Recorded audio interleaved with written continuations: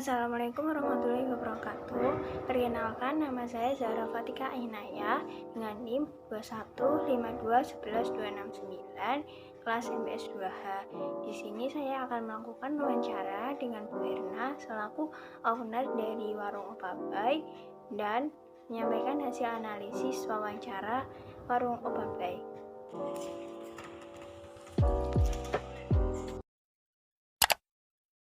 Nama saya Zahra Fatika dari Jakarta.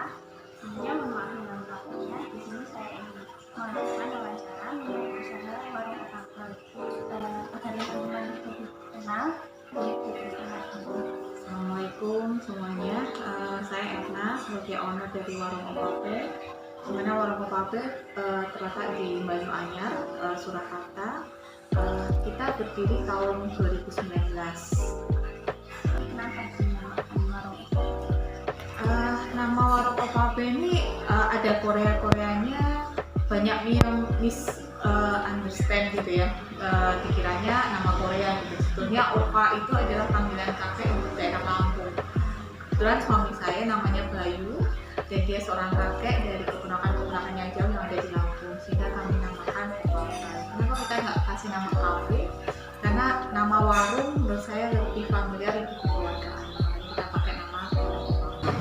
Yang dijual itu Warung Opa Bay sendiri sebetulnya ada dua divisi, yaitu warungnya sendiri yang menerima dine-in, kemudian ada online-nya gitu ya, GoFood, Shopee, GrabFood gitu. Kemudian ada juga cateringnya gitu. Jadi satu payung, satu rumah, tetapi kita punya dua divisi yang berbeda gitu. Kalau untuk Warung Opa Bay sendiri mulai dari masakan Chinese food gitu ya, ada bakmi, nasi goreng, kemudian ada bento, rice bowl gitu, aneka olahan masakan ayam, kemudian ada ramyeon gitu, kemudian ada minumannya es-esan. Sedangkan catering sendiri kita lebih pasarnya lebih luas gitu ya, mulai dari tumpeng, hampers gitu, kemudian nasi. untuk harga yang dijual itu Untuk harga sendiri sebetulnya range kita cukup luas gitu. Kenapa range kita buat cukup luas? Karena yang pertama adalah market utama kita kalau untuk dine-in adalah anak-anak yang sekolah di SMA BGD.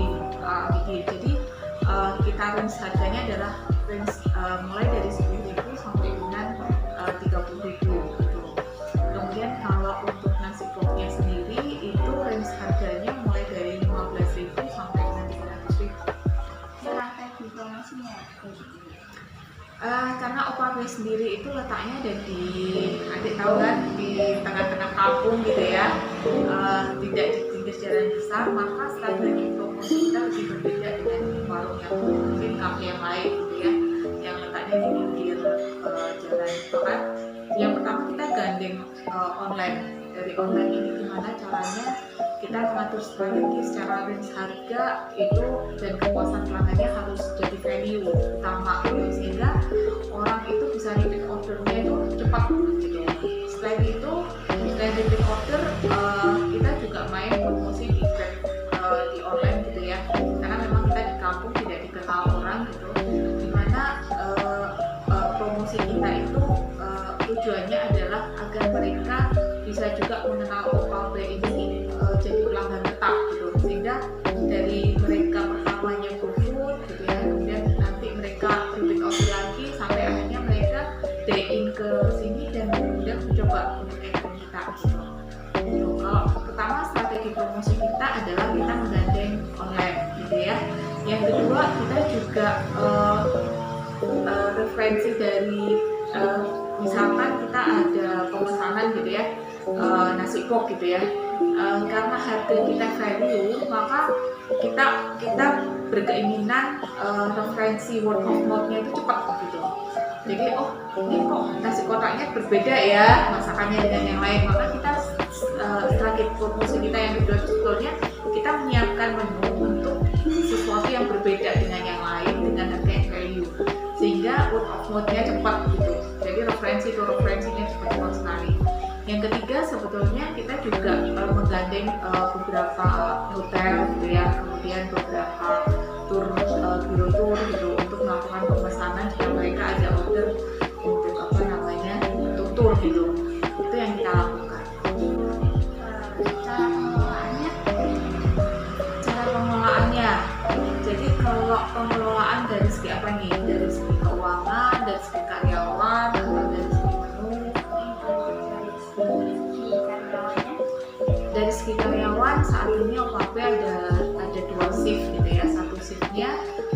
pagi itu 5 orang, kemudian shift sorenya ada 4 orang. Karyawan sendiri kita ambil mulai dari lulusan SMA sampai dengan ibu yang sudah berumah tangga itu, karena kita juga ingin bahwa UKB ini bermanfaat untuk lingkungan sekitar. Jadi saya ambil beberapa ibu rumah tangga yang ada di lingkungan saya untuk bekerja di UKB. Untuk karyawan sendiri, untuk setiap shiftnya itu punya masing-masing orang punya tanggung jawab masing-masing gitu ya. Ada yang bagian cooking, ada yang bagian asisten chef, ada yang bagian minum, kemudian ada kasir dan pelayanan. Cara pengembangannya agar lebih baik lagi. Pengembangan karyawan di kita itu pertama kali karyawan masuk itu ada satu bulan masa percobaan, di mana 1 bulan masa percobaan ini kita lakukan satu gitu ya, kita tekankan kedisiplinannya. Kemudian kedua, kalau dia misalkan memang job desk-nya nanti ke koki, maka kita tes masak, kita ajarin masak segala macam sampai dia lolos. Setelah kita nyatakan lolos baru boleh pegang koki. Kemudian pengembangan kedua tergantung, misalkan dia yang pegang minuman gitu ya, kita juga tidak asal kemudian kita ambil orang kita taruh, enggak. Ada 1 bulan masa percobaan dan masa pengembangan di mana kita ajarin dari nol sampai dia paham, kemudian kita tes secara rasa, secara ini oke, baru kita tes.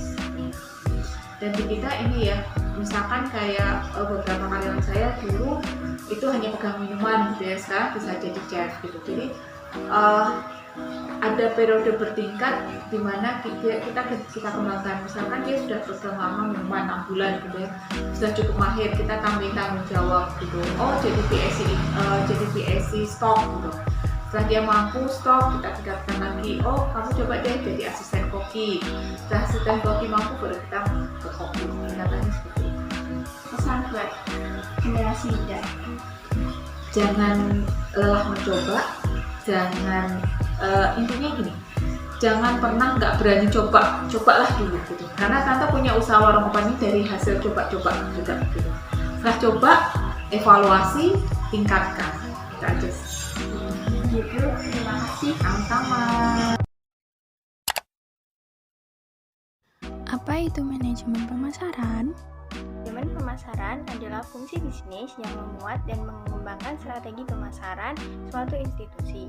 Manajemen pemasaran menggunakan alat-alat dari ekonomi serta strategi kompetitif untuk menganalisis konteks industri di mana perusahaan beroperasi. Dalam manajemen pemasaran terdapat strategi pemasaran 4P, yakni produk, place, price, dan promotion. Pada usaha warung Opabai terdapat 2 divisi.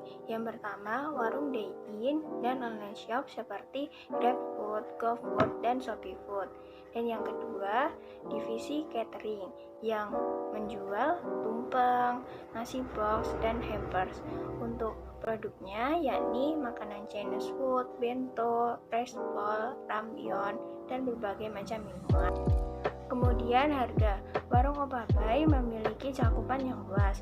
Untuk dine-in-nya menyasar siswa-siswa SMA Al-Bidin dengan harga mulai dari 10.000 sampai dengan 50.000. Untuk nasi box-nya mulai dari 15.000 sampai dengan 300.000. Kemudian place. Warung Opabai ini terletak di tengah kampung, yakni di Jalan Galuh 1 nomor 30 Banyuanyar, Surakarta. Selanjutnya promosi. Yang pertama, karena berada di tengah kampung, warung Opabai ini bekerja sama dengan online shop dan mengatur range harga serta kepuasan pelanggannya, sehingga konsumen dapat merepeat order dengan cepat. Yang kedua, menyiapkan menu lain dengan harga yang value. Yang ketiga, bekerja sama dengan beberapa hotel dan biro wisata. Selanjutnya, yakni manajemen sumber daya manusia. Manajemen sumber daya manusia pada dasarnya adalah praktik merekrut, memperkerjakan, memutasi, dan mengelola karyawan di sebuah organisasi atau perusahaan.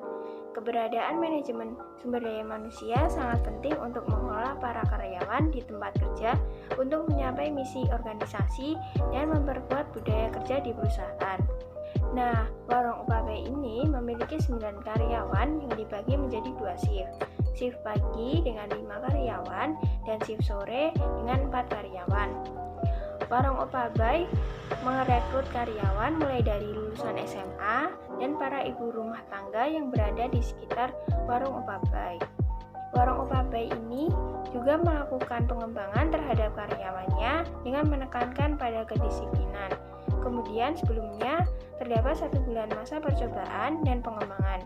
Nah, di situ para karyawan diajarkan sampai paham. Terima kasih telah menonton videonya sampai akhir. Wassalamualaikum warahmatullahi wabarakatuh.